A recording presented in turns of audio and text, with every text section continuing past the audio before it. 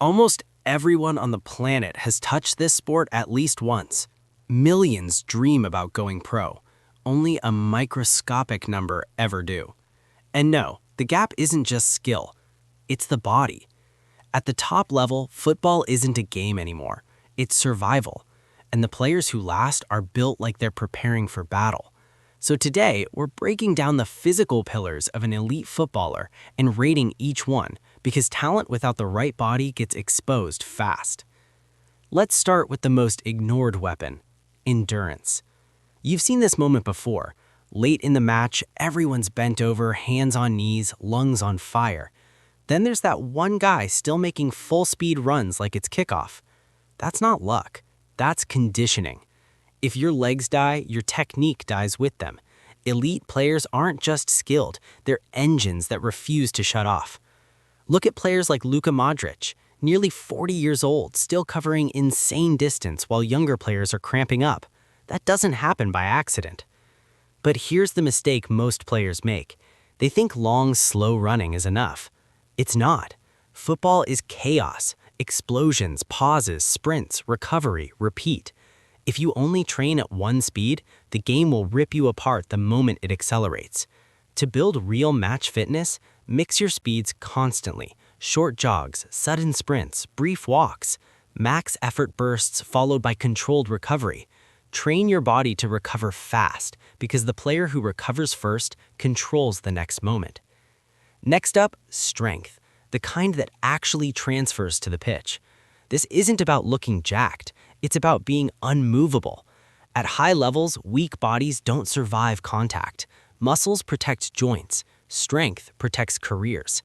Look at players like Ronaldo or Sergio Ramos. They're not bulky, they're dense, explosive, and hard to knock off balance. Without strength, your knees and ankles absorb forces they were never designed to handle. So you build a frame that can take punishment. Heavy lower body movements for power, single leg work to eliminate imbalance, pulling strength to shield the ball, posterior chain work so your hamstrings don't betray you mid-sprint. Strong muscles mean safer joints. Weak muscles mean injuries. Now let's talk about the core, the real one. Your core isn't decoration, it's the transmission between your legs and your upper body. If that connection is unstable, power leaks out before it ever reaches the ball. That's how some players jump higher, turn sharper, and land cleaner, even against bigger opponents. Most players do a few sit-ups and call it training. That's useless. You need a core that resists movement, not just creates it. That means anti-rotation work, isometric holds, deep abdominal control, hip and groin stability. A strong core lets you strike, jump, land, and absorb contact without collapsing. Now let's clear something up about speed. Speed isn't just how fast you run, it's how fast you start. Acceleration is everything.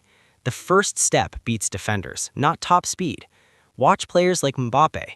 His real weapon is how violently he launches forward. Acceleration is force applied instantly.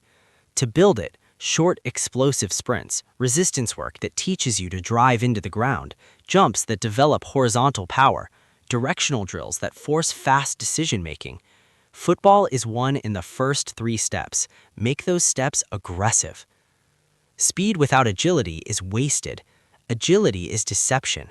It's the ability to change direction without announcing it. Prime Eden Hazard didn't just move fast, he disappeared. Elite agility means dropping your hips correctly, re-accelerating instantly, coordinating feet and reaction. Train your nervous system. Footwork drills, direction change shuttles, reactive movements, partner-based mirror drills. The goal isn't just speed, it's unpredictability. Now here's where athletes start to separate. Elastic power. Some players jump, others float. That difference comes from tendons, not muscles. Elastic athletes don't sink into the ground, they bounce off of it. That's why certain players hang in the air during headers. To build it, short ground contact jumps, ankle-dominant plyometrics, controlled explosive landings, bounding drills.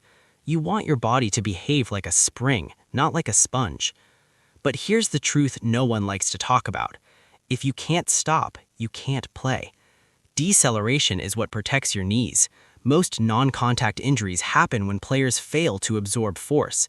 Elite defenders can break, redirect, and explode again without wobbling. That's strength under control. Train it. Sudden drop stops, single leg landing control, deep lateral strength, groin and hip mobility. You can only move as fast as your body can safely stop.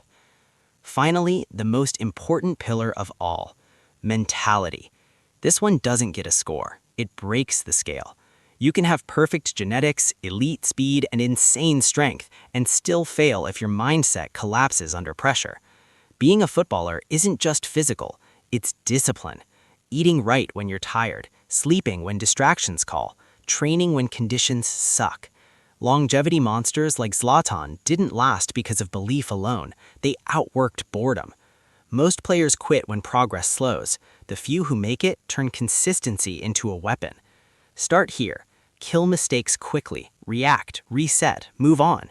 Train until execution becomes automatic. Take responsibility for your weaknesses. Train like you're chasing something. Then play like you've already earned it.